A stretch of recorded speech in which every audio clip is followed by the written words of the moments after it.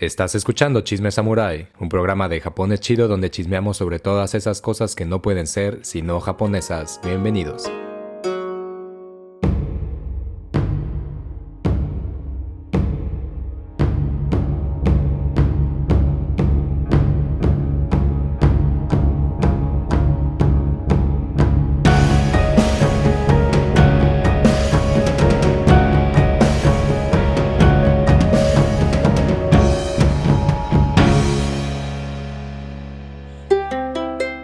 Chisme Samurai.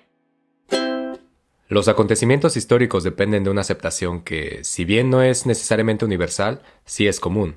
Una especie de juicio intersubjetivo de la narración histórica que se pone muchas veces por encima de la congruencia de los hechos. Es en este sentido que la historia está ahí, a reservas de una comunicación que la pueda volver efectiva hacia la sociedad. Y la masacre de Nankín, entre tantos acontecimientos, está frente a las emociones más vívidas de un tiempo y lugar cuya historia, a diferencia de otros momentos, sigue siendo una disputa por el presente. ¿Acaso el mítico Diego del Nuevo Año, Diego de Las Vegas del Nuevo Año? ¿Cómo estás, güey? Bien, bien. ¿Y tú? Feliz 2022, mi estimado. Feliz 2022 y lo digo feliz 2022 no como esta, ¿qué decirlo? Como clásica forma de decir como güey, feliz, sí, que me tú, no, más como, güey, no como esta norma de feliz año, feliz qué, güey, no me digas qué hacer, sino como, güey, aquí estás. O sea, estar me parece un regocijo, sobre todo me parece un regocijo coincidir en esta estancia. Eso es lo que me parece lo más reconfortante y lo más chido. ¿Sí? En ese sentido es que digo, güey, qué felicidad, o sea, feliz año, güey, qué felicidad. Qué feliz. Genuinamente. Qué feliz que estemos aquí, que podamos compartir el chisme como siempre y en general, mucha felicidad. Oh, sí. Porque eso ha es sido vital. Ha sido un buen inicio de año, la verdad. ¿Sí? ¿Qué fue lo primero que hiciste en el 2022 después de abrir los ojos? Después de abrir los ojos en 2022, me tomé un whisky. Maravilloso. ¿Dónde abriste los ojos? ¿Estabas en tu cama? ¿Estabas en el baño? ¿Te quedaste dormido y dijiste, güey? ¿Fue tempranito? ¿En el sillón? Estaba en el sillón, o sea, todavía recibiendo el año nuevo en el sillón. Sí, un whiskycito. Qué regocijo. ¿Y tú? ¿Qué fue esa primera cuestión que hiciste entrando el año 2022? Me levanté atropellado por el saque, por el Nihonshu. Bueno, pero hablas de la mañana, después de... Hablo lo primero que hiciste después de abrir los ojos. Después de haber... Bueno, aunque Ajá. Es verdad que abrir los ojos puede haber sido un pestañeo. Sí, justo en eso estaba pensando, porque la banda ahorita estará diciendo, no mames, o te levantaste y... Sí, yo estaba pensando eso. En el sillón qué audaz. y de ahí directo al whisky, no, güey.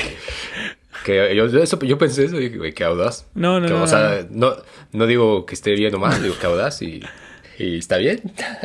Y está chido. Pero bueno, en cualquiera de los dos casos, ya sea en el de después de dormir o después de abrir los ojos, en 2022, de las dos ya estaba siendo atropellado por el saque. El Nihonshu. Sí, ya llevaba un rato que me estaba pisando los talones y me estaba sacando los calcetines. Me sacó un tenis, eso seguro. Y en la mañana logré que medio ahí que no me alcanzara. Medio me alcanzó, ahí estuvo mi error. ¿No? El truco siempre está en que no te alcance. Sí, ¿no? Tienes que seguir corriendo. Tienes que seguir corriendo. Yo me paré a descansar y pues sí me alcanzó ahí a tirar. Pero en cualquiera de las dos formas, ya sea en el después de un pestañeo en 2022 o después de un breve o largo dormir en 2022, para mí es la misma respuesta. Un poco atropellado, pero me levanté a comer. Fue como, ok. Uy, vamos a comer ese mítico osechi que tú dijiste que se ve bien rico. ¡Güey, es buenísimo! Güey, depende de la escuela. Yo creo que hay para quien no sabe, osechi es esta cajita de madera que está dividida, fraccionada, y que tiene distintos platillos supuestamente tradicionales del Japón, ¿no? Y es muy clásico abrir esta caja en Año Nuevo y comerla como a las 10 de la mañana. pero pues resulta luego como muy, ¿cómo decirlo? Pues no sé, me saca, ¿no? Es decir, si yo desayuno todos los días cosas como pan, de repente es como, siéntate y come estas cosas que saben a lo que no se ven, ¿no? O sea, saben a cosas que no te imaginas. Y yo insistía que no estaban ricas, pero Diego decía que estaban muy buenas. Es que es una delicia, o sea, justo es como un buffet dentro de un alajero. Básicamente ese es el osechi. Y es la onda. ¿A quién no le gustaría eso? A mí. A varias personas. A varias personas, a mí también. Yo pondré ahí, como no soy un fanático desbocado del osechi. ¿Cómo no te van a gustar si hay naranjas rellenas de hueva de pescado? ¿Qué se te ocurre que pueda superar eso, güey? La infamia me parece que lo puede superar. No, pues es que justo es eso. Es como, pues, si algo no quiero comer después de haber sido sacudido abrazadoramente en la noche anterior, lo primero que no quiero comer es una naranja rellena de hueva de pescado. O sea, eso no quiero comer. En eso, ¿no? Sí, claro. O esta cabeza de camarón con sabor a hume. No, es como no me den esta sorpresa. Si este es un camarón, que sea un camarón, pero no le pongan, que no tenga un sabor ahí extraño. ¿Qué está pasando? Sí, o sea, tal vez ahí sí estoy de acuerdo con que si lo comparas tal vez con la comida del primer día del año en México, que normalmente será el recalentado de la cena de Año Nuevo, pues sí, o sea, es mucho más consistente de despertarte, un lomito en ciruela, ¿no? Pero vaya, o sea, no sé, o sea, tampoco está mal, ¿no? Así para decir sí, no está mal. Que es horrible, pues no, o sea. Sí, bueno, yo no dije que era horrible, creo, pero creo que no lo dije. Voy a buscar ahí los mensajes, porque justo hubo una determinación ahí muy negativa, pero bueno. No sé, puede ser que lo haya dicho. Me dejé llevar. Pero, sí, o sea, la cosa es eso, que es como lo decías, es una especie de alajero. Tiene sus ventajas, fíjate, es una especie de alajero en el que, claro que puedes elegir, pero al mismo tiempo te tienes que contener, porque pues es compartido, no es uno para ti, es compartido, entonces siempre esta ondita de que si vienen dos, es como, bueno, tienes que ser muy sagaz para ser el primero que lo tome, pero si ya solo queda uno, entonces es como esta contención, ¿no? Que es como de, hoy lo voy a tomar, pero pues voy a hacer como, che, güey, ya se llevó la última. Entonces como que ese es un clásico, que siempre al final se deja uno de todo. Sí. ¿No? Y ya entonces al final es como, bueno, ¿puedo tomar este? Y toda la banda, sí, güey, date, güey, nadie quiere la naranja rellena de huevo. Gracias, güey, gracias. Y así, yo lo que soy el consumidor más ávido soy de los frijoles dulces. Ok.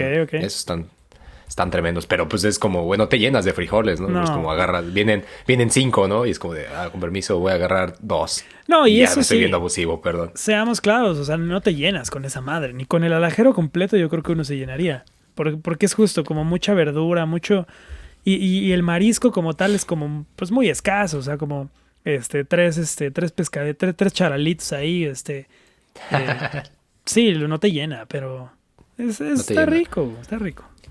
Están coloridos, me parece una tradición muy loable quien lo hable. Sí me parece una tradición muy cagada, una tradición por supuesto reciente, porque pues es caro, o sea, sí. es caro y, por ejemplo, conozco un cuate aquí conozco 2 cuates, una cuata que hace estos osechi y que ya se dedica a cocinar aquí en Higashi Yoshino y que es como... se está volviendo una leyenda, ¿no? Porque están muy chidos y además el esposo hace sillas. Entonces, todas las cajas también las hacen ellos. Las hace ese güey y ella cultiva todo lo que hace y entonces es muy chido. Es muy chido. Sí, suena muy bien. Entonces, ese está bueno. Nunca le he comprado un osechi, no me alcanza.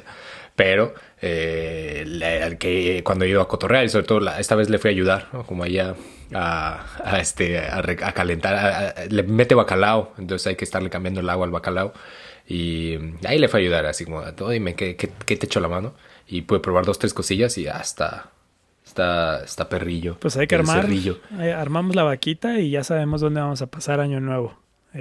Por favor.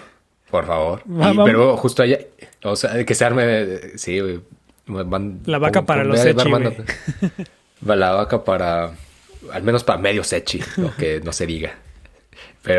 Y hay otro güey que justamente le preguntaba a esta muchacha como, oye, ¿tú crees que todas las personas cenen esto? Y ella decía como, pues no sé, o sea, es algo como que las abuelas decían, si no te lo comes, te van a jalar las patas en la noche, ¿no? O sea, como de si no te lo comes, algo malo te va a pasar. Entonces como que mucha banda desde infantes crecieron con esta idea de que había que comerse esa caja multicolorida. Bueno, no la caja. Pero... la caja. Es como, ¿y la caja qué, niño? Ah, sí, perdón, abuela. Ah, qué rica madera. Está laminada. Más bien,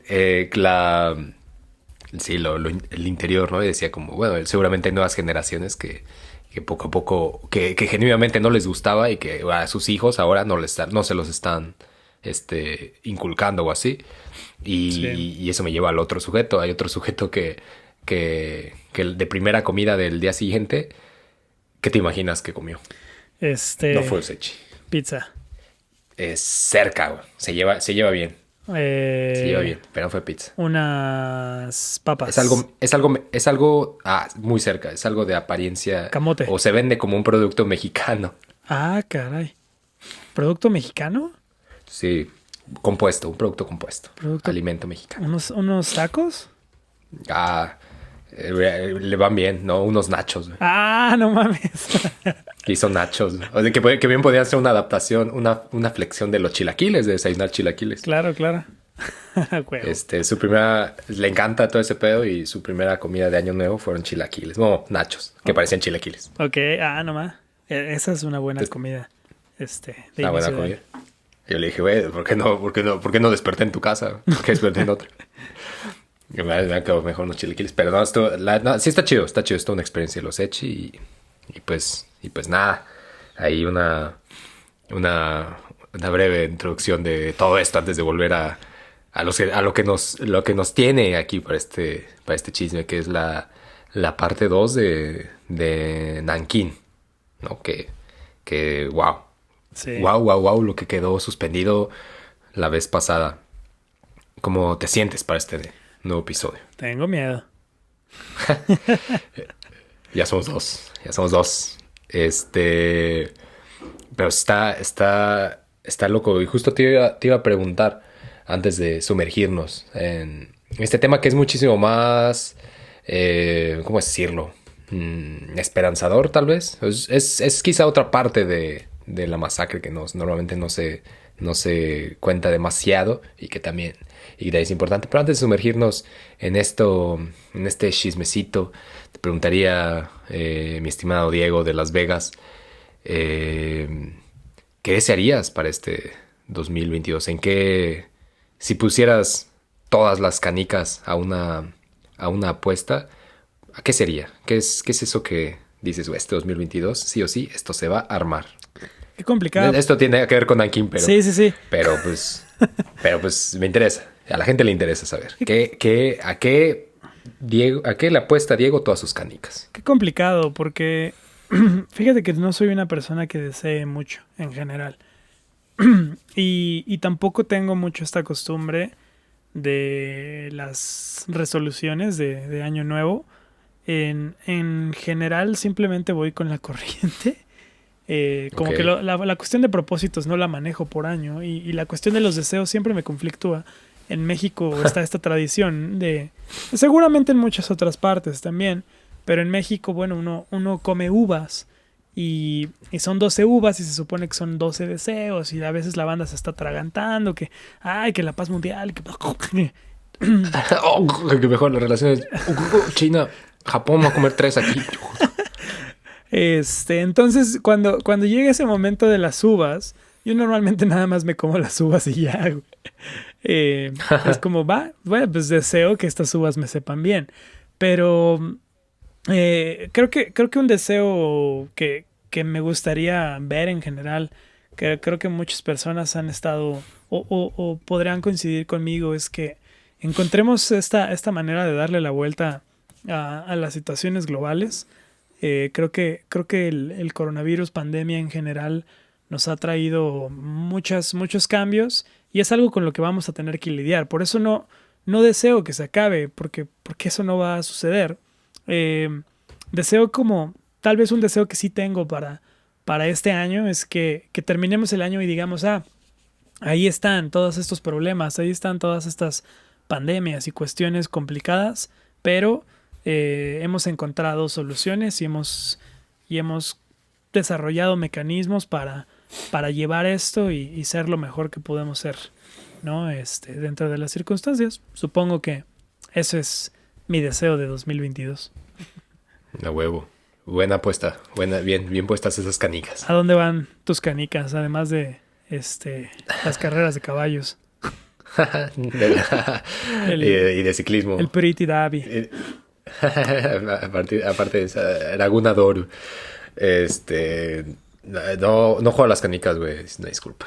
Sí.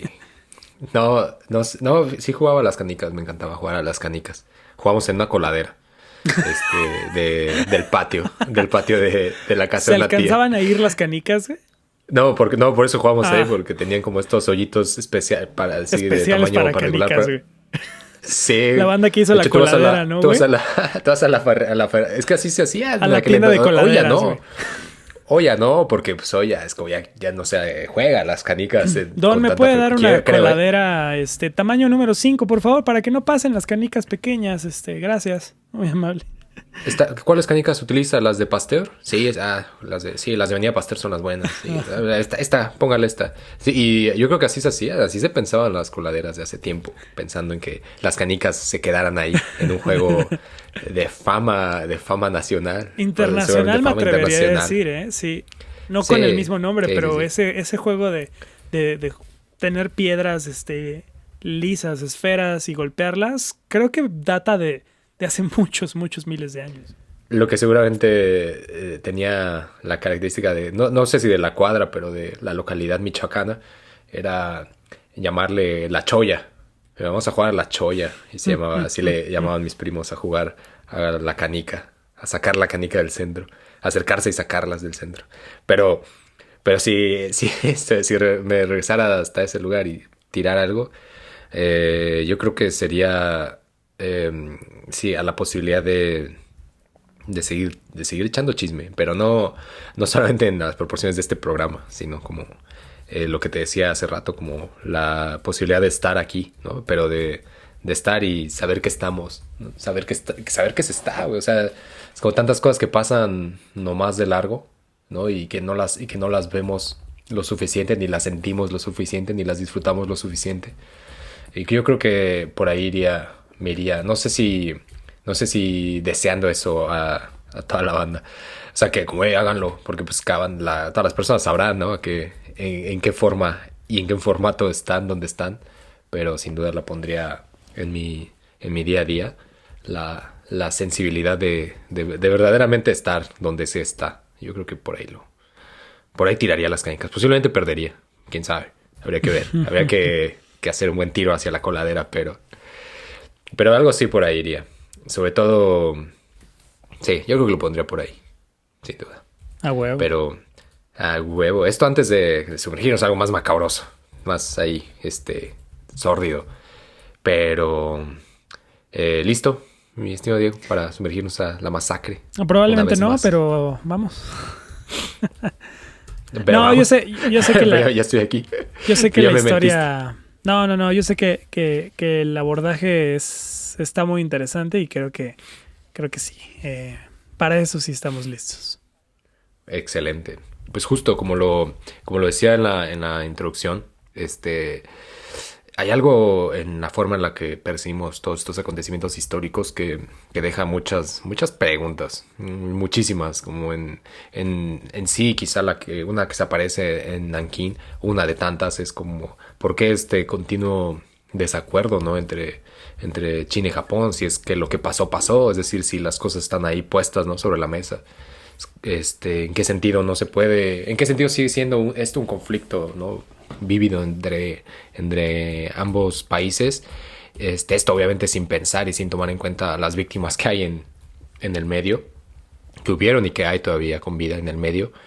Y va más por ahí, ¿no? Y de hecho está así que una de las tantas disputas que todavía flotan en Nankín es la de cómo llamarle, ¿no? Se le llama incidente o se le llama masacre.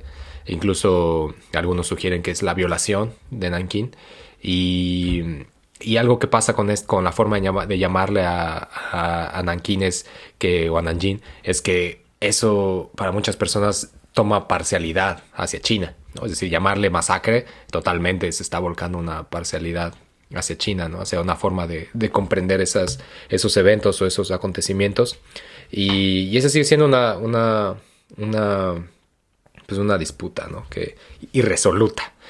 Pero bueno, yo le llamaré acá masacre o Nankín, ¿no? Okay. En general, porque pues vaya que, digo, que mueran entre 200,000 y 300,000 personas, pues no es algo menor, ¿no?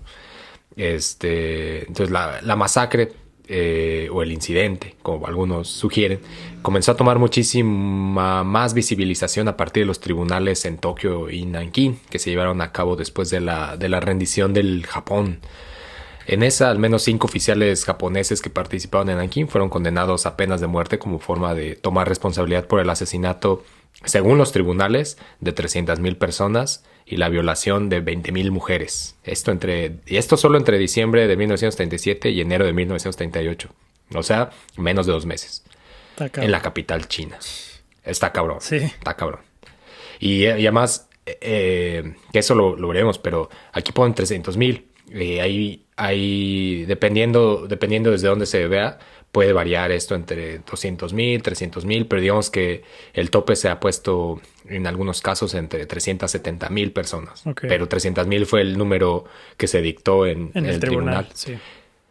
En cambio, la violación de las mujeres lo pone como 20,000, pero en realidad estoy entrecomillando en realidad, ¿no? ¿Quién sabe qué es real y qué no? Los datos que más se han investigado y las personas que más seriamente han trabajado o han intentado escarbar sobre todos estos acontecimientos encuentran que en ese periodo, y que incluso si se toma febrero, sube la cifra hasta 80,000 mujeres que fueron abusadas, sin tomar en cuenta las mujeres que ya vimos de confort, llamadas de confort. Sí, no, y que aparte es un dato muy, muy, muy difícil, me imagino, de estimar, porque, sí, pues vaya, o sea, sobre todo siendo, tal vez en el momento más o menos puedes ir estableciendo estimados, pero me imagino que una base sólida con la que se podría trabajar, no, ni tan sólida, una base con la que se podría trabajar eso es a través de los reportes, ¿no? Y de los diarios y ese tipo de cuestiones, hacer ahí procesos estadísticos con la población, y suena muy complicado estimar esos números, o sea, todos en general. Sí, es cabrón, y quizá su valoración más, no sé si es la valoración más importante, pero una de las que tiene, que quizá es muy importante, es la de dimensionar, ¿no?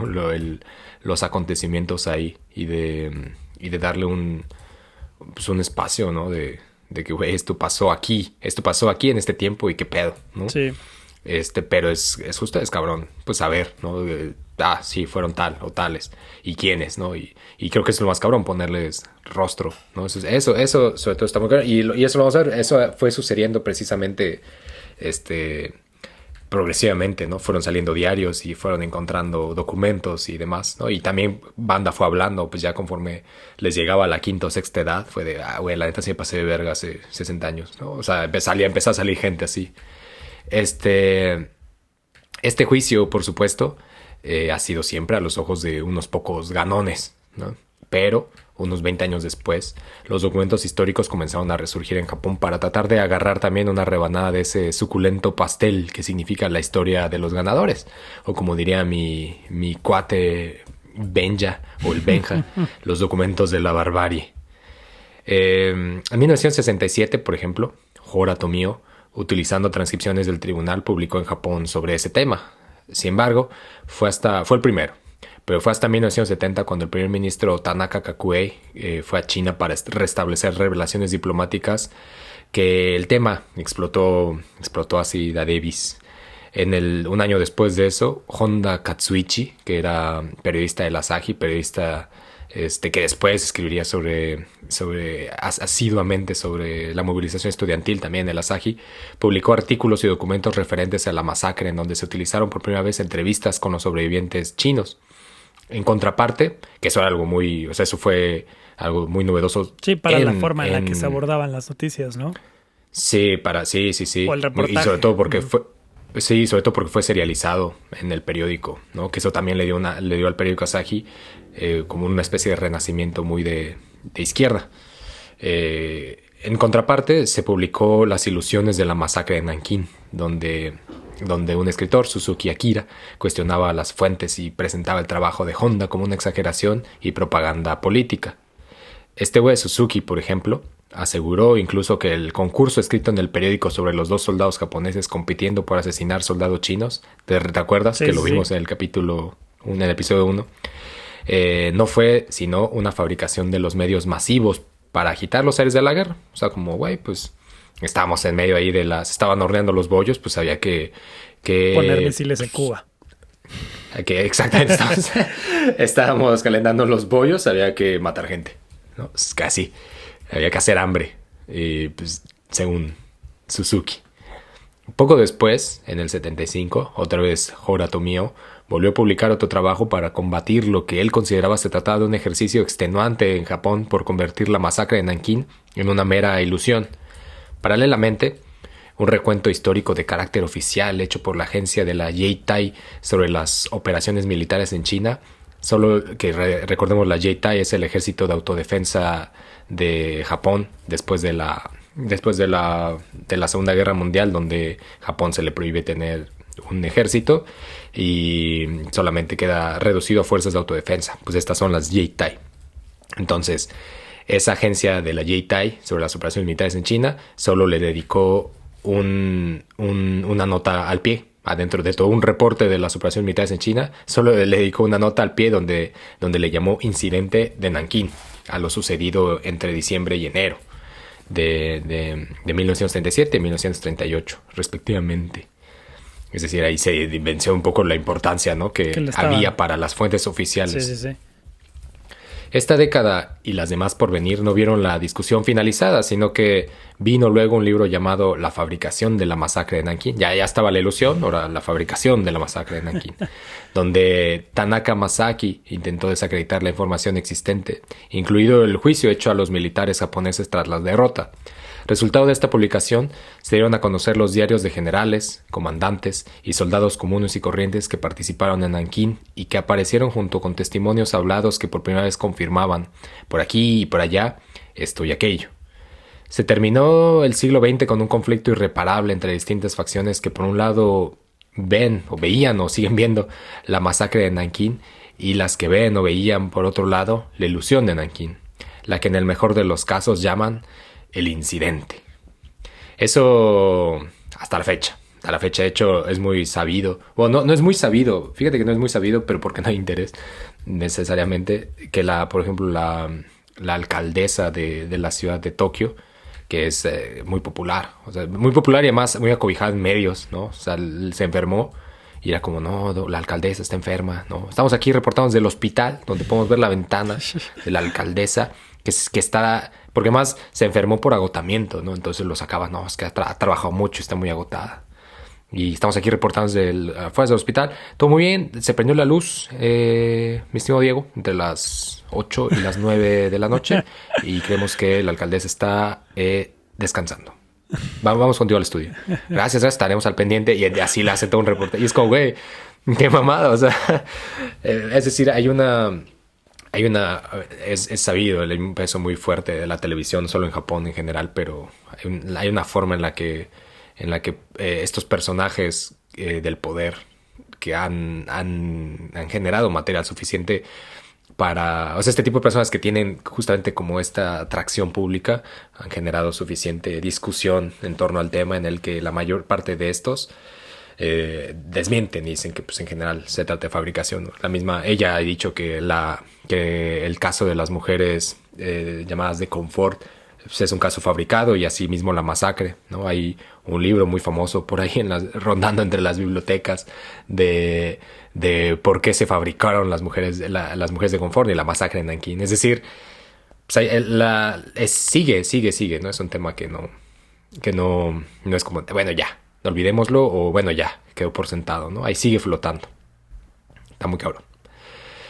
Pero una de las cosas que quizá se comenta menos, pero que durante la década de los 90 dio otra perspectiva a lo que significó el conflicto en Nankín, fue la perspectiva desde afuera, de la banda que no era ni de China ni de Japón y que por alguna u otra razón habían estado en Nankín en ese momento, ya sea periodistas, o más importante aún, las personas que llevaban diplomáticos y demás, que llevaban muchísimo tiempo ahí, como recordemos por ejemplo como Horiguchi, ¿no? En el caso de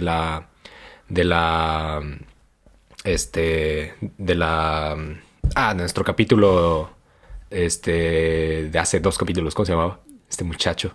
¿Cuál muchacho? El del episodio de la Revolución Mexicana. Kingo. Genaro. Genaro Kingo Nonaka. Ese mero. Justo como nuestro episodio del buen Genaro. Del buen Genarus, el Horiguchi, que en ese entonces era el diplomático japonés que estaba dentro de ahí, no era un sujeto cualquiera, es decir, llevaba tiempo ahí, tenía cierto arraigo con la comunidad y demás, ¿no? Y generó una participación. Es un caso obviamente distinto, no solamente por el tiempo, sino también por el espacio, por muchas cosas, pero en ese mismo asentamiento es que muchas de las personas que venían desde fuera como participantes políticos en Nankín tuvieron una influencia muy interesante y dieron una perspectiva distinta a lo que había pasado.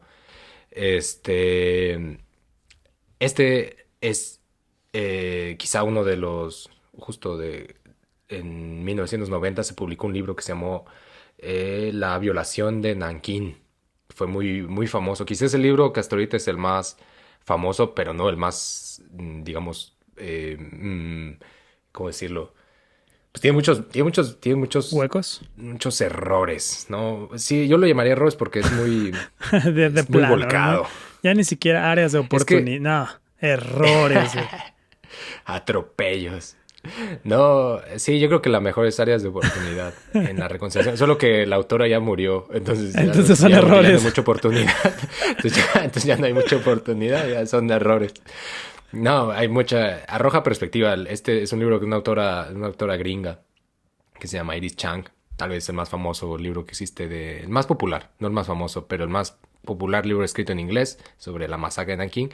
Pero ella fue la primera que develó un diario de un vato donde nos habla sobre la zona de seguridad en Nankín. Este espacio, la zona de seguridad de Nankín, fue una de esas pocas posibilidades que muchas personas encontraron para salvarse de la masacre por parte del ejército japonés que en pocos días estaba arrasando la antigua capital china. Este pequeño espacio, formado por unos cuantos edificios de gobernación, la Universidad de Nankín y el Colegio para Mujeres de Artes y Ciencia, tuvo a la cabeza un puñado de hombres y mujeres de distintos países, entre quienes hay un sujeto, precisamente del diario que encontró Chang, que resulta particularmente interesante por tratarse de nada más ni menos que de un feligrés del nazismo, líder del partido de Nankín y por algunos conocido como el Buda viviente de Nankín, John Rabe,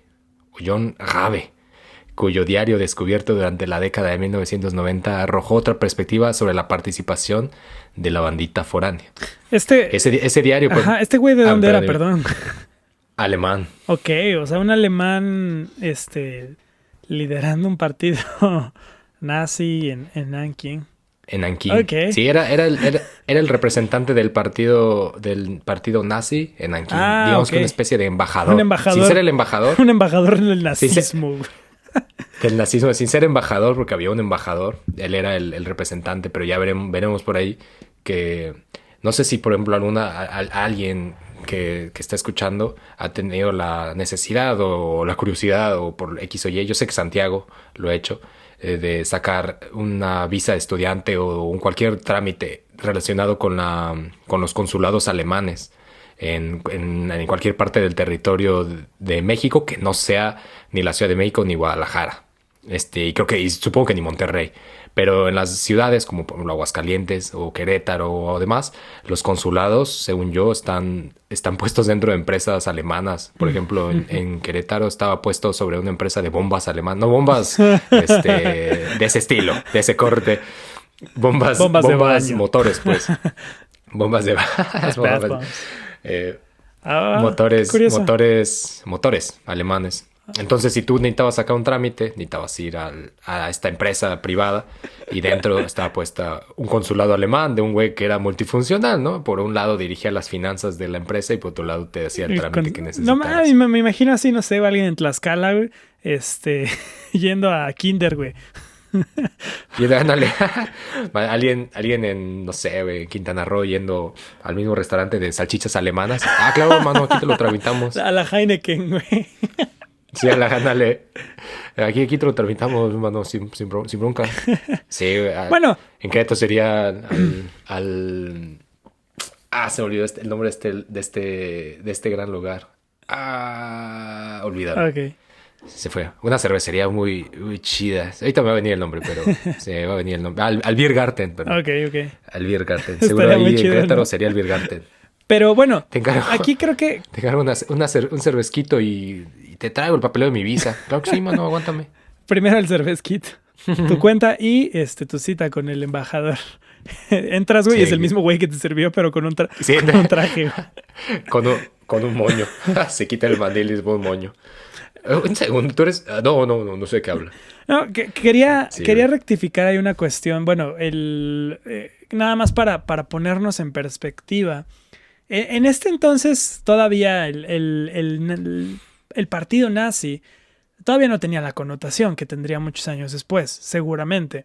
Aquí todavía no había empezado la Segunda Guerra Mundial, por ejemplo, y no se tenía, por ejemplo, este nexo entre el partido nazi y todos los desastres que habrá ocasionado, pues, los estragos de la guerra.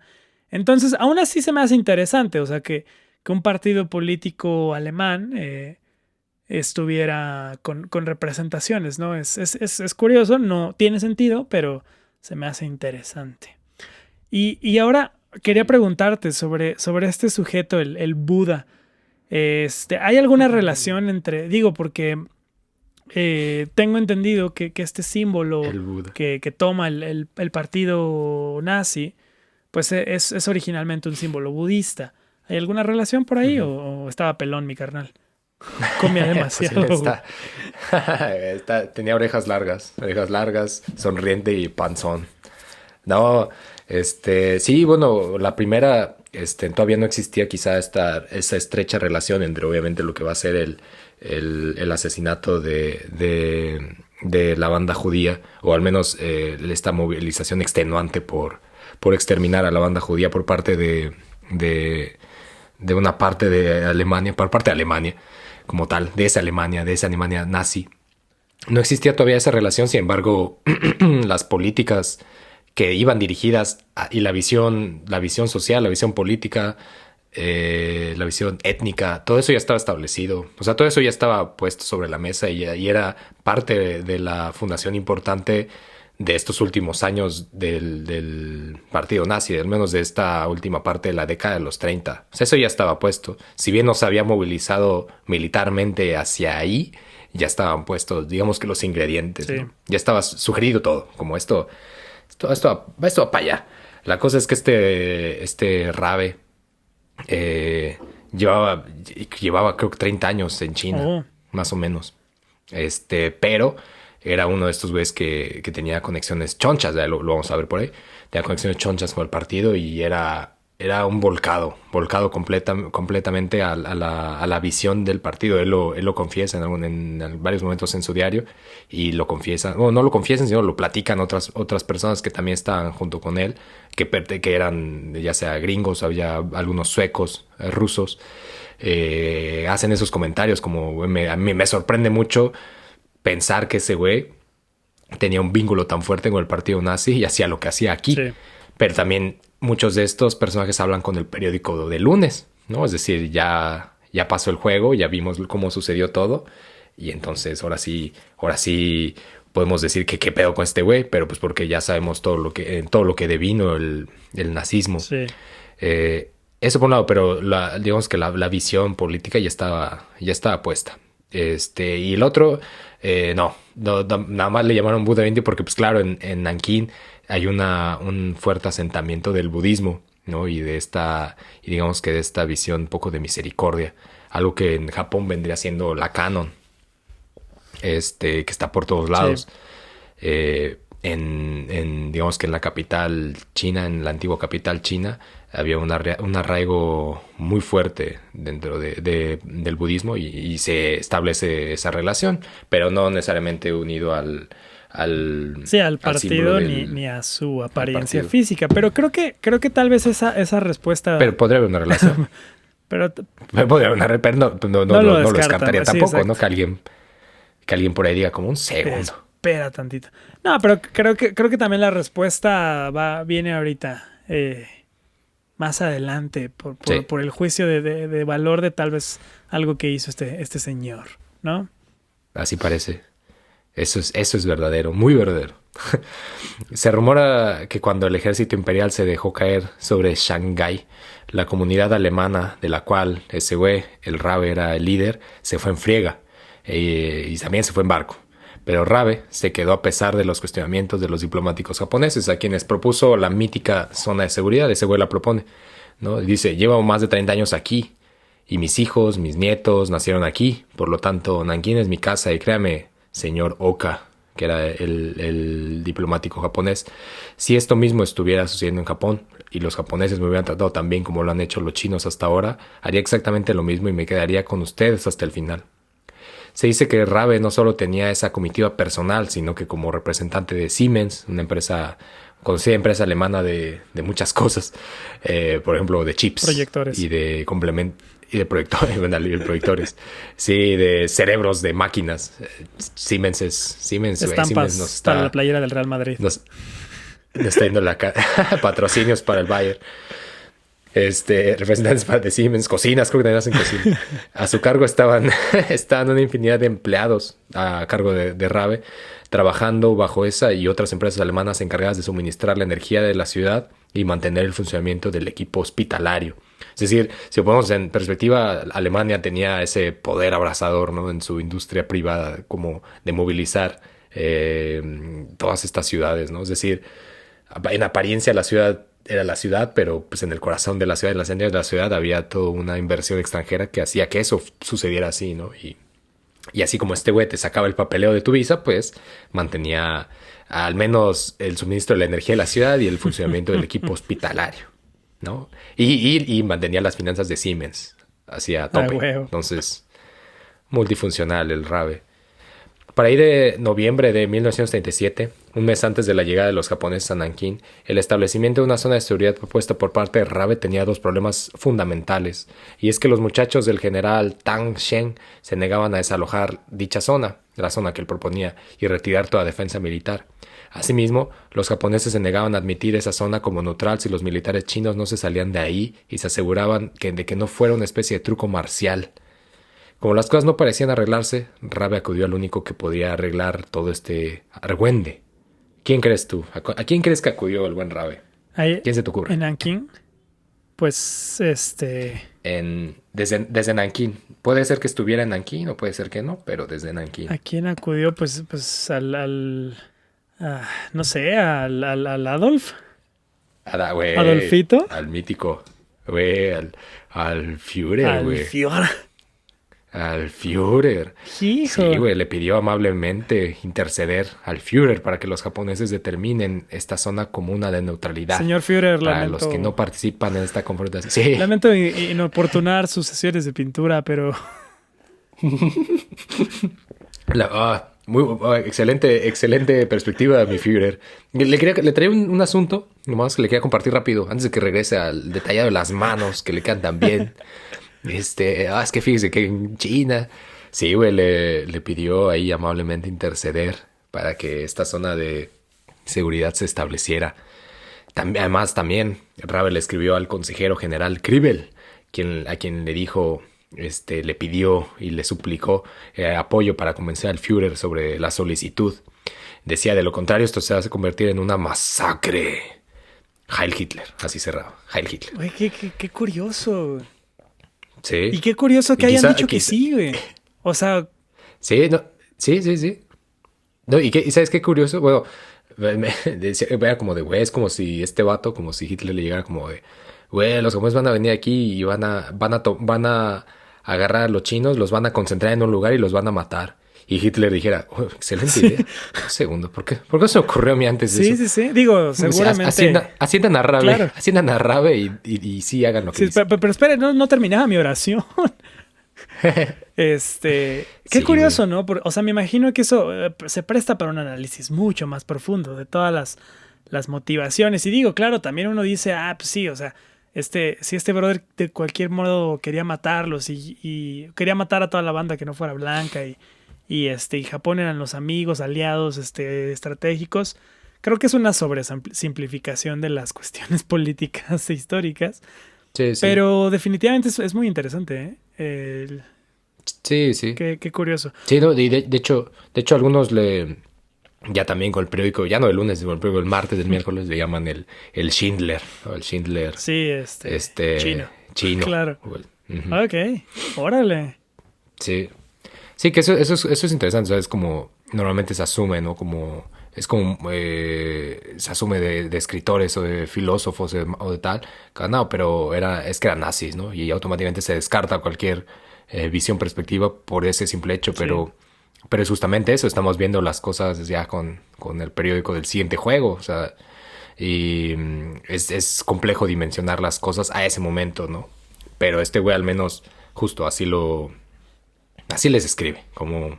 Y es un poco, no sé, es irónico, pero así les escribe, como, güey, qué pedo, échenme la mano, güey, con este pedo, si no se van a echar acá a la banda china, siendo que además, pues justamente, ¿no? De alguna manera China no necesariamente era un aliado, Sí. ¿no? O un benefactor, digamos, que en ese nivel militar de Alemania, pero pues tal vez podía haber la injerencia militar suficiente para decirle a la banda japonesa como, güey, qué pedo. Sí. La cosa es que ninguno le contestó de regreso. Eso sí. Ninguno le contestó. Pero, No, entonces está aunque a bien, los dos güey. Sí, O sea... sí, no, pero. Así hay un pero. O sea, ninguno le contestó de regreso. Yo creo que es porque a los dos le dio hueva a responder. He estado ahí. Pero sí cambió algo. O sea, sí fue como de, pero sí te lo checo. Pero ya no le contestó. O sea, ya no le dijo, sí, va, que se arme, pero sí cambió algo. Y es que los bombardeos japoneses habían empezado desde agosto en la ciudad de Nankín. Y bombardeos indiscriminados, pero cambiaron mucho la dinámica de hacer esos bombardeos. Cambió mucho y empezó de pasar de arrasar lo que sea, pasó a enfocarse solo a objetivos militares. Además, después de un tiempo, de semanas, se aceptaron en términos generales 4 kilómetros cuadrados de zona neutra, delimitada por banderas blancas y símbolos de la Cruz Roja, a la cual le tomó, en estos 4 kilómetros, les tomó solo un par de días llegar a 250,000 refugiados antes de la entrada de la banda japonesa. Entonces, sí pasó algo, ¿no? O sea, sí hubo algo ahí que fue de... Algo se movió. ¿Quién se movió? ¿Cómo se movió? No sé, pero algo se movió. Y digo, obviamente 4 kilómetros cuadrados para 250,000 personas. Era lo que te iba a decir, güey. Es infame, güey. Está cabrón. Digo, y uno dice, qué cabrón. Y probablemente eso está pasando ahorita en Siria, Palestina, güey, y interminables otros lugares, ¿no? Pero igual, dimensionar eso es complicado. 4 kilómetros cuadrados es muy poco. Sí, no, sí. Y digo, aquí existe quizá esa ventaja de que hay edificios construidos ahí, ¿no? Entonces, vas para arriba, digamos pero... que estos vas para arriba, pero de todos modos, de hecho, está muy cabrón. Y lo que primero se desbordó fue el uso de los baños. Claro, por ejemplo. Si países enteros tienen estos problemas de manejo de residuos, ahora imagínate 4 kilómetros cuadrados. Sí, no está cabrón. Sí, en un concierto hay un chingo de baños y menos de 250,000 personas y verga, ¿no? Se hace un cochinero. Por un ratito, o sea, 2 horas, 3 horas, 5 horas si tú quieres, pero está muy cabrón. O sea, 250,000 personas en 4 kilómetros cuadrados está muy cabrón. Y un problema fue eso, fue los baños y digamos que la sanidad. Después el otro problema fue alimentar a toda esa banda.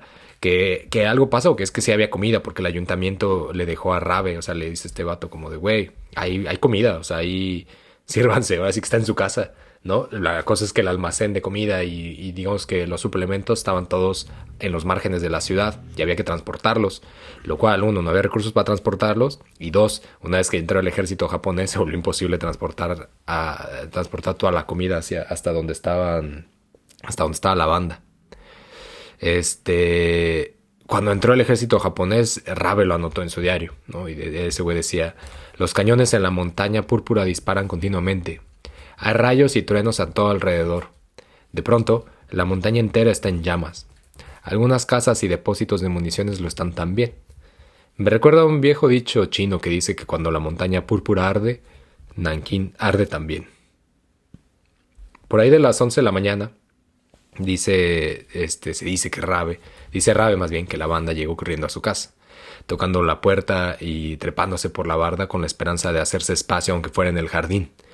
Junto con toda la banda llegó otro alemán de peso pesado, Krüger, trabajador de Karlowitz and Company, que se había visto envuelto en el conflicto. Este güey estaba bastante preocupado, ¿no? Llegó con Rabe y le dijo: güey, Rabe, ¿qué pedo, güey? La gente estaba el de loca. Un vato me quiso vender un autobús en $20. Pero, pues, ¿qué pedo con la banda, güey? Está loca, güey. ¿Qué va a pasar, no? O sea, ¿qué viene? Ese día era la entrada se estaba tomando la ciudad. También hay armas por ahí que dejaron botar a los chinos. Ya la mayoría ya huyó. Esto es un caos, güey. ¿Qué pedo? Sin embargo, Rabe, que esto dibuja un poco la imagen que Rabe tenía sobre todo este pedo, le dijo que no se... Le dijo: güey, tranquilo, Krüger, ¿no? Tan pronto los japoneses tomen hoy y mañana la ciudad, se va a restablecer la comunicación con Shanghái, las tiendas pronto volverán a abrir, la línea de tren se va a restablecer y la paz regresará a Nankín y al país entero, ¿no? Eso pensaba Rabe. Era como, güey, me pedo, o sea, al final la banda japonesa es chida, güey, son compas, va a estar bien, ¿no? El caos es hoy, pero mañana, chido. Por la mañana, Rabe salió a ver si todo eso que él pensaba ya estaba hecho, ¿no? Así como, güey, qué pedo, ya tengo ganas de comprar unos zapatitos, a ver si abrió la tienda. Pero pues, se topó con un sinfín de soldados chinos que le pidieron resguardo en la zona de seguridad, ¿no? Y todo chido con Rabe, digo. La cosa era salvar a la banda. Pero el problema con ello es que precisamente la zona de seguridad era para proteger a los civiles de los menesteres de la guerra, no a los soldados. Rabe, sin embargo, guió a los soldados a los escasos 4 kilómetros cuadrados de salvaguarda y dio aviso a los altos mandos del ejército japonés que los soldados chinos estaban rindiéndose y que, como tal, los japoneses tenían que tratarlos bajo las leyes de guerra internacional. Rabe pensaba que llevando a los soldados a la zona de seguridad generaría un estado de confusión entre militares y civiles en el que los japoneses podrían equivocarse y arrestar a civiles en lugar de soldados o crear ahí un merequetengue innecesario. Porque pues para ese entonces ya se había establecido una guardia alrededor de la zona de seguridad por parte del ejército japonés. Al parecer, Rabe no se las sabía todas. Y ese mismo día, los más de 300 soldados que llegaron a la zona de seguridad vestidos de civiles fueron tomados por los japoneses.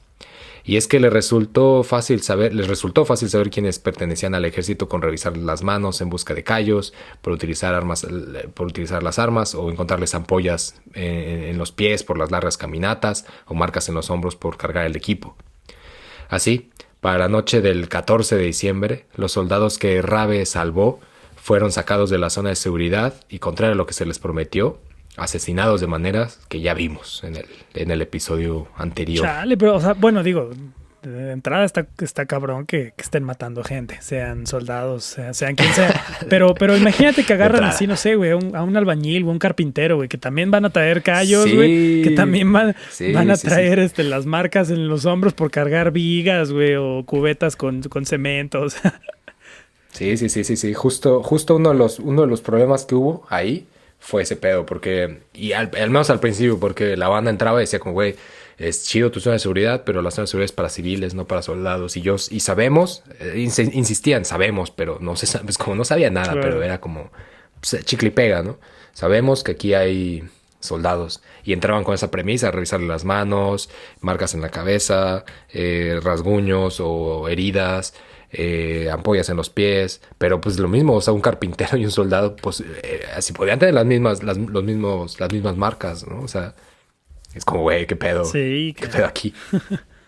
Eso pasó. Poco a poco, Rabe se dio cuenta que las cosas no iban a mejorar y que todos los letreros y anuncios que en las calles decían que confiaran en el ejército japonés porque ellos protegerían a los civiles chinos era mentira. Conforme los días pasaron, lo era. Conforme los días pasaron, trató de presionar a los diplomáticos japoneses para que le bajaran de pedo. Pero pasó todo lo contrario. Son innumerables los casos que Rabe describe en su diario sobre las atrocidades del ejército japonés en Nankín, ¿no? Así muy similar a lo que vimos en la parte 1. Frente a las que el representativo de este partido, del partido nazi, solo podía utilizar la esvástica de su uniforme, ¿no? Y usted está preguntando como, ¿qué? ¿Cómo? Como si fuera cruz. Güey, espera un momento, güey, porque va a sonar aquí el pronóstico del clima, güey. Sí, güey, tal vez. Entonces quizá esta parte la tengamos que cortar o simplemente introducir en este episodio. Disfrute usted del pronóstico del clima. O el aviso. Tal vez hay un huracán que se acerca a nosotros. El aviso. Disfrute usted. No anuncio, pero siempre, es que, güey, por regla, por ley, tienes que tener en la casa este aparatito, sí. ¿No? Entonces, depende, quién sabe, güey, hay sorpresas. Pero bueno, entonces, eso. Son innumerables los casos que... La esvástica, estabas con la esvástica. Con la esvástica, con las cosas que sí, güey. Como ¿qué se está preguntando? ¿Qué? Cuenta en su diario, Rabe, alguna anécdota en la que una señora toca la puerta de su casa para que le ayude a salvar a su hija, quien está siendo abusada por unos soldados en uno de los cuartos dentro de la zona de seguridad. Rabe llegó en chinga con su linterna y empujó al soldado que estaba sobre la muchacha. Al ver a su compañero, al ver a su compañero volar, uno de los soldados al ver al compañero y que voló, uno de ellos sacó la pistola y la apuntó en la cholla al Rabe, ¿no? Pero cuando se percató de quién era ese güey, no sabía que Rabe era Rabe, pero era como de, tú no eres chino. Y dos, cuando vio que se trataba de un alemán, al verle la esvástica del uniforme en el brazo, guardó su arma y balbuceó al resto de sus secuaces antes de huir. No es buen negocio dispararle a un alemán. Y se fueron. Eventos como ese pasó innumerables, en el que la banda se alejaba porque él era un peso pesado, de alguna manera era conocido dentro de los cuadros altos del ejército japonés y dentro de la banda diplomática japonesa con la que este güey habló al principio, ¿no? para establecer esta zona de seguridad. Entonces, sea lo que sea, era conocido, ¿no? Es como si bien no sé cómo luce, no sé qué color son sus ojos y no sé nada de ese güey.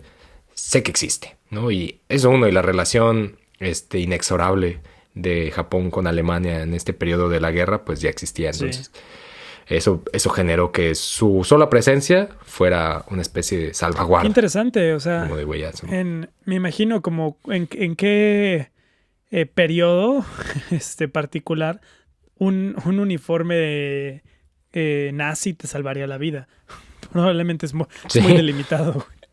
Muy delimitado. En un país que no fuera Alemania, por ejemplo. Sí, es muy... Sí, güey. Es como... y además en este periodo, porque no estamos inmersos todavía, digamos que en las profundidades del conflicto en Europa, ¿no? Es 1937. Sí. Pero aún así genera ese poder. Genera un poder real, ¿no? Y movilizante. Está loco. Uno de los gringos que estaba también en ese grupo se llama Robert Wilson. Siempre hay un gringo. Quien dicho sea de paso. Siempre hay un Robert Wilson. Siempre hay un Wilson. Bueno, o sea, güey, sí. Como Wilson es gringo, sí, siempre hay uno, güey. Sí. Casi como las películas de terror, siempre hay un latino mamado. Siempre hay un Robert Wilson, exacto. Quien dicho sea de paso, este güey era el único cirujano disponible en Nankín. Y era un gran detractor del nazismo. Y ese güey dijo de Rabe, por ejemplo. Ese es uno de los que te digo que ya con el periódico del martes dice como, güey, es difícil reconocer la gran personalidad de Rabe por debajo de su reverencia a Hitler. Eso lo dijo Robert Wilson mucho tiempo después de finalizado el conflicto. Este güey Wilson decía que si las cosas que se veían en la calle estaban cabronas, las que se veían en el hospital lo estaban también, si no es que más. Ese güey Wilson dejó anécdota de que en alguna ocasión una de las tantas muchachas, o sea, que ahí en el hospital recibían a un montón de muchachas, sobre todo muchachas que habían sido abusadas y que en general presentaban cuadros, o sea, que estaban desangrando y que había que atenderlas sí o sí por desgarres, etcétera. ¿No? O sea, ese tipo de cosas las cuenta innumerables ocasiones en diarios y cartas que dejó escritas. Lo que hay una historia que a mí en lo particular me pareció como, verga, güey, que cabrón, me recuerda un poco a la historia del episodio anterior en el que esta muchacha que estaba embarazada, van a abusar de ella y se le pone al brinco al güey, ¿no? Y le mete sus putazos y al final la terminan agarrando entre varios y la matan. Pero esa voluntad de vivir que a los demás, o sea, que los demás no, en los demás no despertó nada, pero que había algo ahí que esa morra era como, no, güey, ni madres, ¿no? Este güey cuenta que una de las muchachas que había sido llevada a los cuarteles de confort del ejército japonés fue separada por 3 soldados, ¿no? Aparentemente se cuenta ahí, o contaba este güey, que esa era una de las muchachas que para los japoneses era como de las más guapas, ¿no? Que era como, mames, porque él está presente cuando se la llevan, que es una escena que les voy a contar después de esta. Pero que esta muchacha se la lleva, ¿no? Y que estos soldados dentro de esos cuarteles la separan, o sea, la sacan de esa zona y se la llevan a un lugar separado donde la intentan violar en grupo. Pero esta muchacha se las ingenia, se logra digamos que deshacer de ellos o escapar de ellos. Uno la alcanza a la distancia y dice, no mames, si se nos va, o sea, si se nos va, ya valió madre, o sea, ya valimos todos aquí. Y le intenta decapitar, ¿no? Y le mete un sablazo en el cuello. Y le corta casi todo el cuello, menos la médula espinal, ¿no? Y entonces ella se cae al piso y se queda inmóvil. No sé si porque lo fingió o porque francamente cuando te rebanan el cuello, menos la médula espinal, te quedas inmóvil. Pero al final cae al piso y se van, ¿no? Los soldados. Y pues Wilson cuenta que esta muchacha se fue, se las ingenió, se fue arrastrando desde ahí hasta el hospital, logró llegar al hospital y ahí en el hospital la operaron y le salvaron la vida a esa muchacha. Y ella es una de las que después, mucho tiempo después, cuando aparece el diario de Rabe y demás, la localizan precisamente por eso, porque a través del diario de Rabe, del diario de Wilson, logran dar con una de estas víctimas, ¿no? Eso está muy cabrón. Y esa es una de las discusiones que, por ejemplo, se generó durante la década de los 90, ¿no? Porque empezaron a salir este tipo de testimonios que antes no estaban, ¿no? Y que generan, y que es como, era difícil que salieran, porque es como al final las personas involucradas eran pues, estos soldados, esta muchacha anónima. ¿Qué acceso tienes a medios masivos de y comunicación? O alguna salida para contar tus historias. Exactamente. Sí, claro, en el mejor de los casos el deseo era simplemente desaparecer de ahí, ¿no? O sea, es como, güey, y lo cuentan mucho. Hay varias documentales de acceso un poco restringido por la zona geográfica, pero en su mayoría accesibles. Creo que hay un par accesibles en YouTube que son hechos con producciones chinas, sobre sobrevivientes de Nankín y de las mujeres de confort. Y en muchos de los casos son mujeres que vivieron cosas de este tipo y que ellas lo dicen en esos documentales, como a excepción de este documental, mi esperanza, yo no quiero nada, yo simplemente quiero desaparecer. O sea, sí, claro, o sea, no quiero que nadie piense en mí. Sí, y por supuesto que debe ser muy difícil pues tener estas regresiones, ¿no? Para contar las historias y recordar todo esto. Probablemente son como épocas muy complicadas y pues lo que quieres es ya, quiero descansar, quiero olvidarme de estos fantasmas. Sí, eso está muy cabrón. O sea, hay historias como la de esta muchacha están por doquier y es pesado, güey, es pesado. Es pesado. Y hay una peli que recomiendo mucho porque no es necesariamente, no es Nankín, es Manchuria.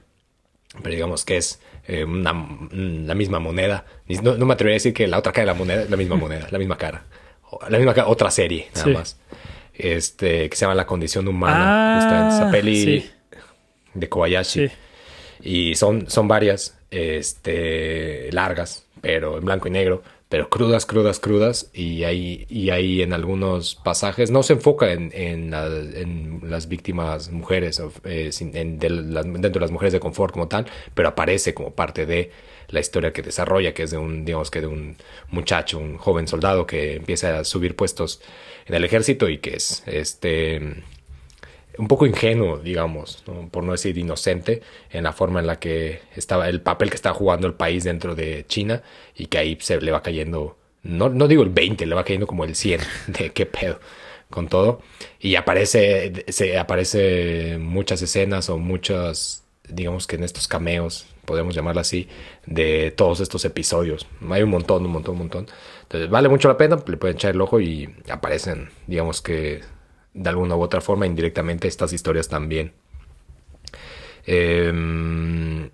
Otro de esos personajes que no desalojó la ciudad junto con las comitivas diplomáticas fue Wilhelmina Bautrim o Fautrim o Guillermina, que se quedó para echar el resto junto con Wilson y Rabe y alguna otra banda. Esta muchacha también gringa. Ella era la directora de la escuela para mujeres, que por cierto también estaba dentro de esta zona de seguridad. Dentro de los primeros días de la invasión, cuenta Guillermina, más de 100 soldados entraron en las inmediaciones de su colegio a diario. Es decir, durante 3-4 días entraban más o menos 100 soldados ahí en busca de soldados chinos. De hecho, afuera del colegio se ubicaron, dice ella, 6 metralletas y una base sólida de soldados japoneses para vigilar que nadie saliera y, mucho peor, que nadie entrara, aun tratándose de una zona de seguridad establecida. Guille cuenta que era posible escuchar desde adentro cómo pasaban los camiones con mujeres que gritaban por ayuda, que le salvaran la vida. Cuenta también ella de un episodio que se volvió determinante para la zona de seguridad. Y es que durante los primeros días en los que el ejército japonés insistía con el rastreo de militares chinos, dice Guillermina que tocaron a su puerta y pidieron hablar con todos los encargados extranjeros dentro de la zona de seguridad para efectuar, en conjunto, un rastreo de soldados sospechosos que pudieran estar ahí resguardados. Un poco el caso similar a lo de Rabe, vamos a entrar, vamos a buscarle callos en las manos, ampollas en los pies, marcas en los hombros, en la espalda, en la cabeza, etc. En el patio reunió Guillermina a los otros extranjeros que estaban también en el colegio para mujeres y a una serie de muchachos que el ejército japonés insistía que se trataban de soldados. El caso es que mientras la inspección se estaba llevando a cabo por la misma puerta que entraron estos vatos japoneses, se extrajeron a más de 30 mujeres de la zona de seguridad. Pero cuando Guillermina se dio cuenta de que la inspección era pura faramalla para bajar la guardia, pues obviamente se emputó y mandó una carta de delegación diplomática japonesa exigiendo que esas mujeres volvieran a la zona, fueran regresadas a la zona de seguridad. Petición que obviamente pues no llegó a mucho. Lo que sucedió en este episodio fue un tanto crucial porque los dirigentes militares buscaron a Guillermina para proponerle un trato. Y era algo así como que, pues, usted se está preguntando de qué se trata este trato. Pues el ejército pedía entrar libremente a la zona de seguridad para ofrecerle chamba a 100 mujeres que dentro de las inmediaciones pudiera interesarles el trabajo de la prostitución. Esto, según la comandancia, con el objetivo de proteger a las mujeres más puras e íntegras de cualquier violación por parte de sus muchachos. Eso decía la comandancia. Con esto, el ejército japonés entró y contrató solo a 10 mujeres, que originalmente se dedicaban ya a la prostitución, ¿no? Okay. El pedo fue que al irse dijeron, luego venimos por las demás, o sea, por las otras 90.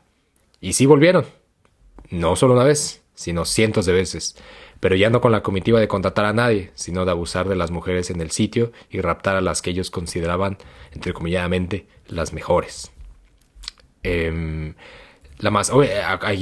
Hasta la fecha, por lo que he leído, por ejemplo, nadie sabe por qué. O sea, nadie sabe por qué Guillermina aceptó eso. O sea, como por qué... Sí. Se rumora que quizá había una una percepción un poco similar a la que podía haber tenido Rabe en su momento, ¿no? Como de, güey, 2, 3 días, todo esto se normaliza, los japoneses son chidos, todo va a estar bien. Había una visión similar. Recordemos que todavía el conflicto entre Japón y Estados Unidos no estalla, ¿no? Y había una, digamos que dentro de todo, una especie de respeto, quizás, una relación muy, muy plana, cordial, pero dentro de todo con historia. Sí, ¿sí? Y era como, bueno, entonces era como, bueno, van todo chido, ¿no? Es decir, pues al final hay reglas internacionales y todo va a estar bien, ¿no? Y bajo esa comitiva era como, bueno, había mujeres que dentro de esa zona de seguridad sí ejercían la prostitución y pues entonces está chido, ¿no? Eso lo digo porque así lo cuenta Guillermina. O sea, así lo cuenta Guillermina, ¿no? Guillermina me parece... O más bien, el registro escrito de Guillermina me parece bastante cuestionable. Es complejo sí, saberlo, claro. ¿no? Y sobre todo ahora. Pues sí. ¿no? A ver, pregúntale. Pregúntale. Sí, claro. Pero ese episodio marcó mucho la forma en la que se organizó la zona de seguridad, porque después de eso, pues obviamente a Guillermina le quedó claro que no iba a ser así, ¿no? Y lo que sucedía que, por ejemplo, cuando alguien se brincaba la barda, porque normalmente los japoneses se brincaban las bardas, sí, es de los edificios, porque obviamente la calle y así la podían cruzar, pero era un poco más evidente. Sin embargo, se brincaban las bardas de la universidad, del colegio y de otros edificios y abusaban de las mujeres en el patio. Al final, pues llegaron a ver unas 300,000 personas dentro de la zona de seguridad y 300,000 personas no las acomodas, obviamente están por todos lados, sí, ¿no? Incluidos los patios. Y podía suceder eso, que las raptaran o que las violaran en el sitio. Y se organizó una defensa en la que a las mujeres se les dieron silbatos y se hacía una red de silbatos. Entonces, cuando eso sucedía, salía normalmente Rabe, que era como el que pues el mandamás, ¿no? de la esvástica. Pero es una zona muy amplia que no se puede dominar, pero se generaron, digamos que guardias dentro de la zona, normalmente animada por mujeres y coordinada por mujeres, en las que se defendían entre ellas para evitar el rapto por parte de los soldados, siendo que muchas veces dentro de estas zonas, cuando se entraba como esta zona de alguna u otra forma tenía esta condición o este asterisco de internacionalidad, era quizá más factible generar una defensa, digamos, legítima ante los ojos internacionales, ¿no? de lo que ahí pasaba. Y se volvió al tiempo, ya por ahí de enero, febrero, se volvió, digamos, que un lugar más sólido, más seguro. Sí, porque me imagino, pero los primeros días, estos mecanismos ahí cuando empezaban a aplicarse, güey, qué terrible. Sí. Está locochón, está denso. La masacre de Nankín tiene miles de historias como esta, o sea, como las que presenciaron Guillermina, las que presenció Wilson, Rabe, las que hemos contado y muchísimas más que se repiten y que si pensamos en que pudieron haber sido 300,000 personas asesinadas y muchas. Lo decíamos en el episodio pasado, no es la cantidad, sino es cómo fueron asesinadas y la importancia de entender de dónde viene todo esto, ¿no? Hay miles de historias y discutiblemente la más ocultada de todas es la de un equipo de investigación cuyo edificio está ubicado a plena vista de todos, en la misma calle que el cine, junto al distrito de las geishas, junto al consulado japonés y no muy lejos de la oficina de la policía militar, la Keitai. Un edificio de ladrillos en el que operó secretamente la llamada unidad EI 1644, quien se encargaba de experimentar sobre las personas, a quienes llamaban leña o saimoku. A las personas a las personas chinas, las raptaban, civiles, se les inyectaba veneno, gérmenes, gases letales, acetona, arseniato, cianuro, veneno de serpiente, etcétera. Se experimentaba con ellas. Se mataban al menos 10 personas a la semana y una vez muertas se les ponía en el incinerador de las instalaciones. Y ese es un tema que o sea, si Nankín es un tema pues, un poco pesado, muy pesado. El caso de esa unidad es muchísimo más pesado en el sentido, en la brutalidad, no en el número ni en otras cuestiones, es la brutalidad. Y ese es un caso que en este episodio no vamos a tratar. Hay una película, ¿no? para tu momento. Sí, los Hijos del Sol. Oh, sí. Y es esa película, lo único que no, o sea, que no me gusta, o sea, no sé si me gusta o me impacta o no sé. Es una película que me parece interesante ver, que las personas que tengan el estómago fuerte deberían de echarle un ojo. Yo tengo el estómago fuerte para unas cosas, pero por ejemplo vi el Cien Pies Humano y me movió las entrañas y no la pude terminar de ver. Es que además el Cien Pies Humano es eso, es impacto por el impacto y ya. O sea, no hay una historia, no hay... Porque bueno, sabemos de estas listas, ¿no? De las películas más repugnantes. Siempre está el Cien Pies Humano ahí, en las listas. Pero hay otras de esas que también tienen una historia detrás, tal vez, y tienen otras cosas. Esa madre nomás... siento que ahí está. Es como el impacto por el impacto y ya, güey. Pero sí, esta de Los Hijos del Sol no la he visto completa, pero sí tengo la noción y también... Yo también no tengo... Yo sé que existe el morbo muchas veces y hay hasta cierto punto, pero creo que hay límites para ese morbo. Todavía el Imperio de los Sentidos está bien. Todo, sí. No, pero además hay historias distintas y más. Sí, claro. Hay grados, güey, ya. Hay grados. Espero que no. Pero sí, esa historia, espero que se quede ahí guardada un rato. Que no la toquemos muy pronto, güey. Algún día habrá que... O sea, que... no, claro. Que quizá mencionarla, pero... pero justo eso es... bueno, te iba a decir, lo único que no me gusta como tal de la peli es que todo está en chino. Y es lo mismo que sucede cuando veo una película, no sé, de guerra, donde llegan soldados alemanes y todos hablan en inglés, ¿no? Hay soldados japoneses y todos hablan en inglés. Me saca, o sea, inmediatamente me saca del papel, sí. Sí, es como de, oh, ¿qué pasó aquí? Y en esa peli, pues hay un momento en el que un vato, o sea, un señor, se aviva y se pone del lado del ejército diciendo, yo sé hablar japonés, soy un intérprete, pero cuando habla japonés sigue hablando chino. y cuando habla su lengua también habla chino, entonces como... Achis mariachis. Es como, diles que se sienten, ¿no? Y así en chino. Y entonces les dicen chino que se sienten. Y es como, güey, no puedo creer esto. Es como ¿cómo me puedo sumergir a lo más brutal si en estas impresas ya me perdiste? Sí. Pero bueno, esos son detalles que igual a otra banda no le ¿Has visto no le importa mucho, pero... ¿Cómo se llamaba? ¿Isla de Perros? Sí. Esa película me gusta mucho por la forma en la que abordan esta cuestión de los idiomas, güey. Está chido. O sea, de que las personas que tienen que, o sea, de tal lugar hablan en el idioma en el que tienen que hablar. Y por ejemplo, no justo estaba esta estudiante de intercambio en Japón y ella es la que te hace como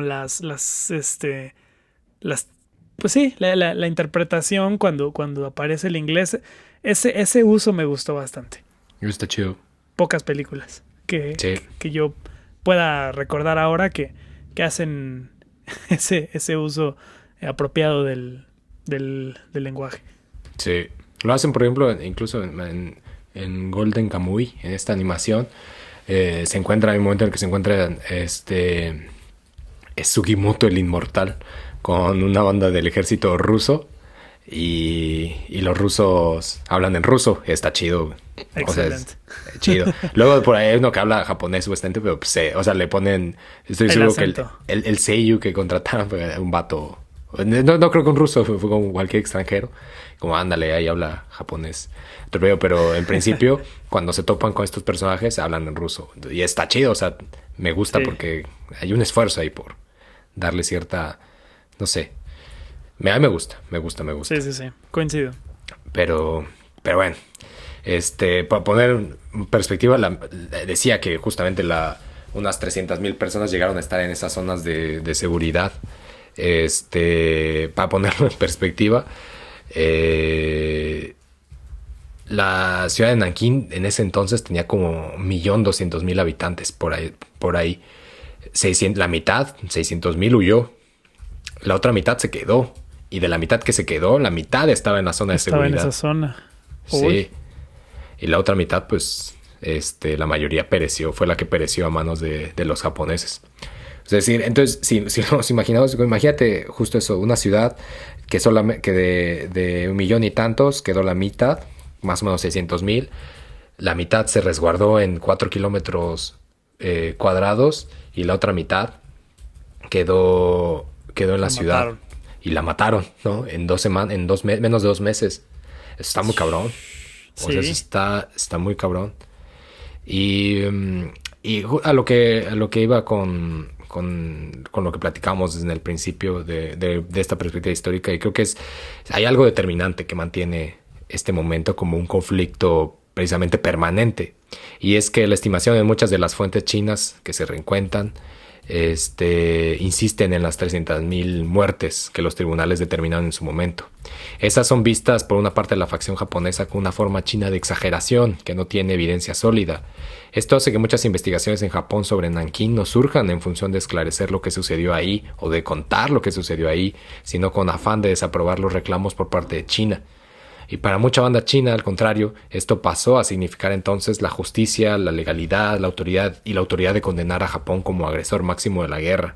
Entonces, contar Nankín siempre es delicado en el sentido cuando alguien busca un texto o demás, porque tiene llega a suceder esto, o sea, llega a suceder que se genera una especie de algo raro, ¿no? En el sentido de que como, güey, ¿qué estamos discutiendo aquí? O sea, ¿se está discutiendo este episodio o se está discutiendo algo más, no?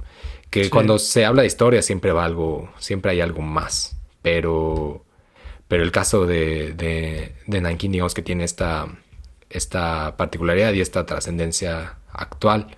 Entonces, no sé, a mí me queda la pregunta, eso que te preguntaba hace rato, ¿no? ¿Es posible compartir la historia y tener un entendimiento mutuo?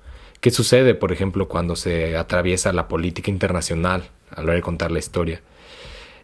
Por ahí el profesor de la Universidad de Tokio, Fuyuoka Nobukatsu, decía que la historia de Japón no puede ser entendida como una historia compartida, sino que debe ser enseñada desde los intereses nacionales y no desde los intereses universales, que normalmente atienden, como sabemos, a los poderes de siempre.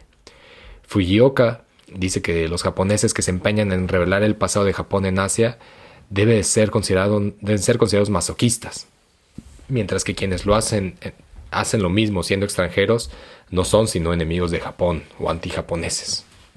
En China, desde la apertura del Memorial de Víctimas de las Atrocidades de Nankín en 1985, se designó un programa para elaborar sitios que conformen la educación patriota en China, donde se dice que si el país no es lo suficientemente fuerte, su gente sufre.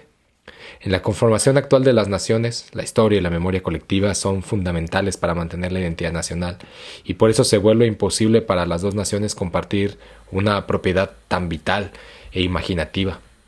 Y es algo que hasta el momento, en casos más recientes, como se vienen los Juegos de Invierno en China, y se determinó que no habría diplomáticos japoneses viajando a China, ¿no? Para presenciar, haciendo lo mismo que Estados Unidos, que no mandaría representantes diplomáticos a los Juegos Olímpicos de Invierno, y se empieza a generar, se empieza a traspolar, y es una relación que parece cada vez más irreconciliable, ¿no? Comenzando por esto y por ejemplo, en general el caso de los libros de historia en Japón es algo que ha tenido también mucha repercusión, en el que se demanda que se cuente bien qué pedo, ¿no? Y no sé. Es un conflicto que obviamente trasciende y que no solamente se queda enfrascado en un momento específico, sino que además yo creo que lo más complejo de todo es que deja desvanecidas a las víctimas como parte de un conflicto que se vuelve algo más bien de naciones y no de personas, y eso es complicado, ¿no? Pero creo que ahí está la importancia de volver a este tema una y las veces que sean necesarias, ¿no? Para repensarlo. Y lo más o menos era una conclusión similar a la que llegábamos en el episodio de Mujeres de Confort.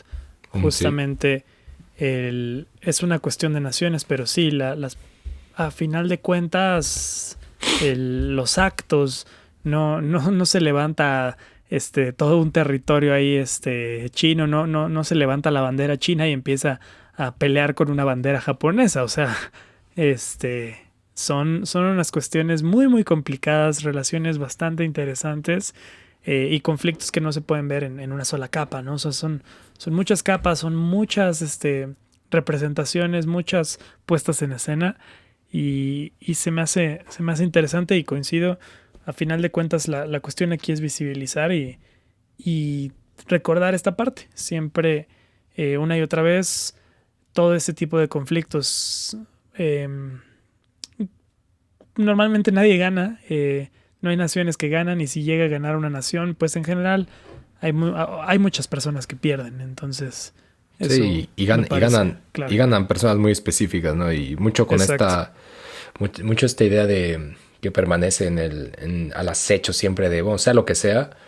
Es como, bueno, sobre todo en las esferas más altas del poder, que es como, bueno, sea lo que sea, yo me mantengo en esta línea, porque pues a cabo de 50 años, cuando lo que yo estoy promoviendo ahora tenga repercusiones económicas, políticas y demás, pues ya no voy a estar aquí, ¿no? Pero en este momento la imagen que conservo, la apariencia que ostento es esta, ¿no? Y eso hay daños ahí irreparables y el tema de la educación es algo que sí tiene que ser repensado mucho en cómo nos acercamos a la historia, ¿no? Y que eso tiene que ver mucho con un proyecto que se viene en japonés chido, muy, muy chido, un proyectito muy chido, con esa necesidad de repensar, ¿no? De reacercarnos, de reanimar, de revisar, muchas cosas que hacer con la historia de él, cómo la entendemos, ¿no? Cómo entendemos esta historia compuesta por un montón de historias que si podemos de alguna u otra forma recordar permanentemente que son perspectivas y que entre la verdad y la mentira siempre está el entre, podemos entonces generar, si no un entendimiento mutuo y no una historia universal, sí podemos entender que hay muchísimas perspectivas a las que hay que acercarnos y a las que hay que tratar de entender, no necesariamente de aceptar y decir como a huevo, eso es lo que pasó, sino yo creo que un gran avance es escuchar y tratar de repensar, ¿no? En dónde estamos con respecto a esas otras perspectivas. Creo que puede, no sé, generar un ambiente interesante. Tal vez menos conflictivo, tal vez más conflictivo, no lo sé, pero en el caso al menos de Nankín, creo que sería muy importante. Creo que sería. Sí, completamente de acuerdo y también esperen esta nueva sorpresa que va a estar muy pronto. Muy pronto. Muy pronto. Muy pronto. Tal vez ya salió y usted dice que no mames. No mames, qué momento. Sí, muy pronto. Pero bueno, pues nada, muchas gracias por escucharnos este episodio de Nankín parte 2. Como vieron, un poquito distinto, no tan alebrestado en cuanto a la violencia, que obviamente cuando es Nankín, pues difícil, ¿no? Sacudírsela, pero tratando de darle quizá otro acercamiento. Y qué chido que nos acompañaron hasta acá y recordarles que pueden entrar a nuestra página de Patreon en www.patreon.com/Japón es chido, donde obviamente usted puede acceder a información, sus trucos, ¿no? En YouTube, más videos.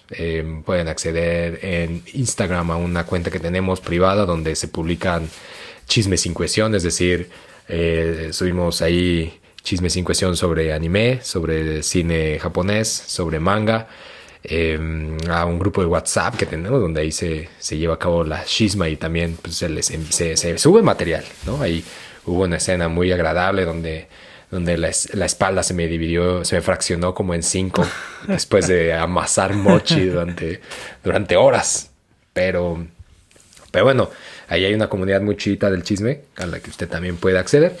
Y sobre todo, pues hacer que este proyecto siga su marcha. Eso que. Y obviamente si usted, por alguna u otra razón, no puede acceder a Patreon y ayudarnos desde ese sitio, escuchándonos, compartiendo el chisme, la chisma ahí en la mesa, en la sobremesa y en el espacio para fumadores, en donde usted esté, en el baño, ahí con el de al lado, ahí donde usted esté, eso ya es muy chido. ¿O no? Definitivamente. Muchísimas gracias a todas las personas que nos escuchan. Siempre nos llena de regocijo leer sus comentarios, escuchar todas sus opiniones. Es interesante saber en dónde nos escuchan. Compartan también esas historias mientras están degollando pescados, lavando el refri, etcétera, etcétera. Estaremos ahí para estar al pendiente de ustedes. Muchas gracias. Qué gusto. Muchas gracias, mi estimado. Qué gusto. Sigan escribiendo. Siempre es chido recibir sus mensajes, a los que creo que tratamos de contestar a todos. Creo que lo hacemos. Tal vez alguien se escapa así como trucha entre las manos, pero es muy chido siempre recibir sus mensajes y saber que nos escuchan y que también le echan la chisma acá sabrosa. ¿Dónde te pueden encontrar, mi estimado Diego?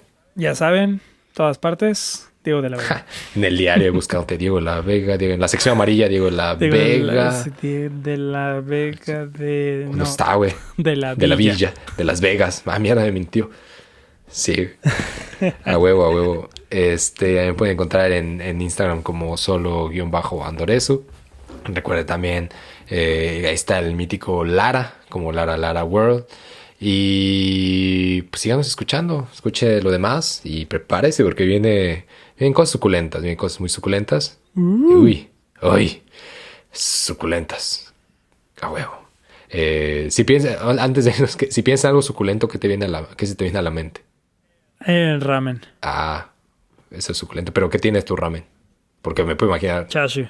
Ok, ¿es ávido en carnes o más el sabor que la avidez? No. Se usa un buen miso con chashu. Así se me está haciendo agua la boca. Jugosón, así recién salido de la parrilla, pero... sí. Eso vaya que se me hace. ¿Sí estás suculento? No, sí, por supuesto. Qué rico. A mí se me viene a la mente una cerveza bien sudada, así, escurriendo. Ay, escurriendo así, como, no manches.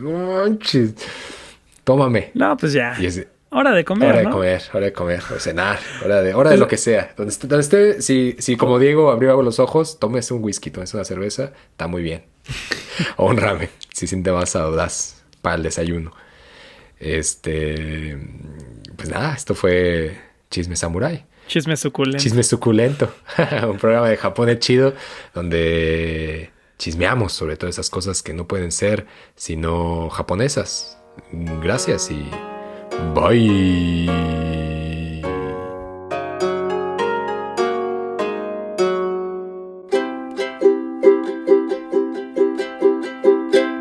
Japones chido.